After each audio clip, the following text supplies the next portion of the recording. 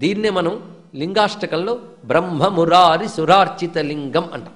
అయితే బ్రహ్మ మురారి అంటే విష్ణువు, సుర అంటే దేవతలు, వాళ్ళు శివలింగాన్ని అర్చించారు. వాళ్ళు అర్చించిన శివలింగం యొక్క స్వరూపం ఏమిటి? నిర్మల భాసిత శోభిత లింగం. ఇది శివలింగం అంటే ఏమిటో చెప్తున్నది. అది నిర్మలం. నిర్మలం అంటే ఏ మాయా వికారాలు మాలిన్యాలు లేని శుభ్రమైన శుద్ధమైన తత్వం నిర్మల. భాసిత అంటే ప్రకాశిస్తున్నానర్థం, అంటే కేవల చైతన్యమూర్తి జ్యోతిస్వరూపుడు, అందుకే భాసిత. మూడవది శోభిత. శోభిత అంటే అందమైనది అని అర్థం. అంటే సృష్టిలో అన్నిటికీ అందాన్నిచ్చేది ఆ శివతత్వమే. సూర్యుడికి కాంతి, అలా విధంగా నీటికి దాహం పోగొట్టే శక్తి, చంద్రుడికి వెన్నెల, గాలికి వీచే లక్షణం, భూమికి పండించే లక్షణం, మన కంటికి చూసే లక్షణం, కాలికి నడిచే లక్షణం, ఇవే ప్రపంచంలో ఉన్న సౌందర్యాలు. ఈ సౌందర్యాలే ఆయన యొక్క అనుగ్రహాలు. అవి ఆయన శక్తి ఆ విధంగా వ్యాపించి ఉంది కనుక అటువంటి శక్తితో ప్రపంచాన్ని నడిపిస్తున్నాడు కనుక శోభిత అనే మాట చెప్పారు. నిర్మల భాసిత శోభిత లింగం. అలాంటి శివుణ్ణి ఆశ్రయిస్తే మనకేం లాభం అంటే జన్మజ దుఃఖ వినాశక లింగం. ఈ సంసారంలో జరిగే అన్ని రకాల దుఃఖాల్ని పోగొట్టేటటువంటి స్వభావం శివారాధనలో ఉంది గనక జన్మజ దుఃఖ వినాశక లింగం. తత్ ప్రణమామి సదాశివలింగం.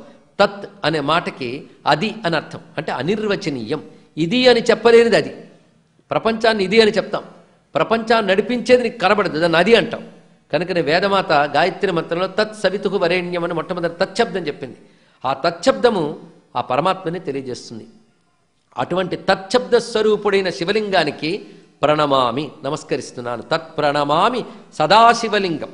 అది సదాశివలింగం. సదా అంటే ఎల్లప్పుడూ అని అర్థం. సదాశివలింగం అంటే ఎప్పుడూ శుభాన్ని ఇచ్చేదే. కానీ ఇవాళ అశుభం రేపు శుభం ఇవ్వడం కాదు, ఎప్పుడు శుభాన్ని అవిరళంగా ఇస్తూ ఉంటుంది కనుక సదాశివలింగం అన్నారు. అటువంటి స్వరూపం అది. అటువంటి శివతత్వాన్ని మనం ఈ రోజున తెలుసుకుంటూ మననం చేస్తూ ఆరాధించాలి. ఆహార నియమం అవసరం, అలాగే వాంగ్ నియమం ఒకటి ఈరోజు చాలా ముఖ్యం. అంటే మాటని నిగ్రహించుకొనుట. అశ్లీలములు, దూషణలు, వ్యర్థవాక్యాలు లేకుండా సత్యంగా శాస్త్రసమ్మతంగా మాట్లాడాలి. అది అవసరమైనంత మేరకు. మిగిలిన సమయమంతా ఆ నోటితో శివస్తోత్ర స్మరణ, అదేవిధంగా శివనామస్మరణ, శివ మంత్రజపం ఇవి చేసుకుంటూ గడపడం చాలా విశేషమైనటువంటిది. అది శివమయంగా ఈ ఒక్కరోజు మనం గడపగలిగితే సంవత్సరమంతా మనకు శివం కలుగుతుంది, అంటే శుభం కలుగుతుంది. అది శివరాత్రి వ్రతంలో ఉన్నటువంటి వైశిష్ట్యం.